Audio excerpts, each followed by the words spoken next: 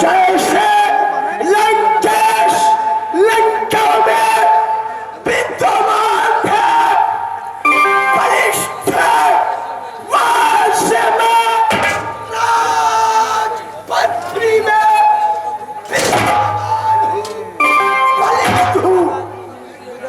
लंकेश में विद्यमान होते हुए बलिष्ठ होते हुए कोई राज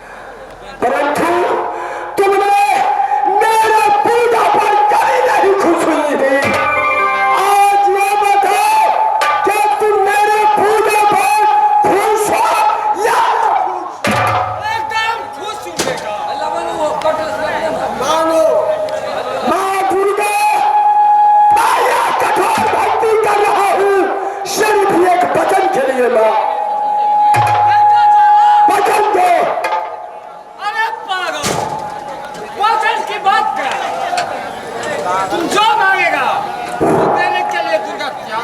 नहीं, वचन दो, ये कठोर भक्ति मां सिर्फ एक भजन के लिए कर रहा हूं। ये मां वचन दो, वचन दो मां, वचन दो। ठीक है, तुम वचन के भूखे हो। जी हाँ, मैं वचन देती हूँ, 1 साल, 2 साल, 3 साल, एक ज्वाला की कामना करे दुर्गा जी कुंड मानो। ना, तुमने वचन दी, मैं अति खुश हो गया हूं। मां, मुझे सोना चाहिए, सोना चाहिए, सोना चाहिए मां। अरे पागल ज्वाला, सोना चाहिए, सोना चाहिए। तुम्हारे हाथ पथरी में सोना, चांदी, हीरा, मोती जवाहर से दरबार।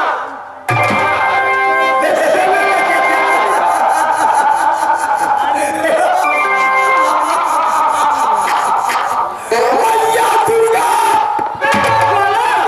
सोना, चांदी, हीरा, चांदी, सोना कुछ और है। सोना, कौन सोना कुछ और है? शामदेव सिंह का बेटी जिसकी नाम सोना है, वह सोना चाहिए मुझे। अच्छा, ऐसी बात की नहीं बोल सकते हो।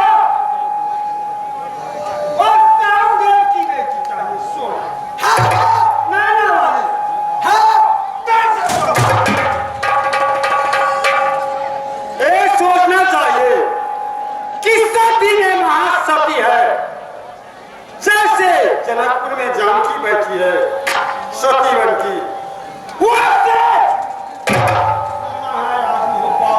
वो तो पर नारी हो चुका, अमरपति आवाज से शादी हो चुका। अच्छा, और सोना कभी नहीं मिलेगा। सोना नहीं मिलेगा। काइन, तुमने भजन बनाई है, तुम्हारी दरबार से मैं खाली हाथ जा रहा हूं। सोच लो, ऐसे खाली हाथ ज्वाला सिंह नहीं जाएगा।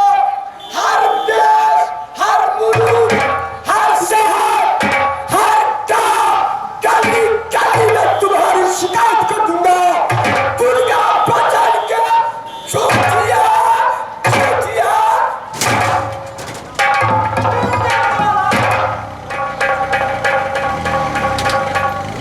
एक दुर्गा वचन में बहुत है।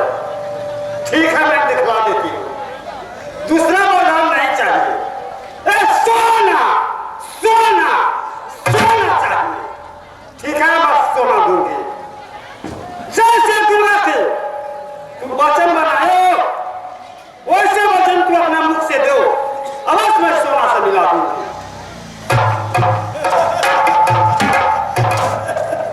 अगर तुमने मांग रही है, तुम कहो, प्रकाश का सकता हूं। तुम कहो तो अपनी साथ देने के लिए। और सर की जरूरत तुम्हारा नहीं है। तुम्हारे मुख से वचन चाहिए। क्या कही है? तुम अपने मुख से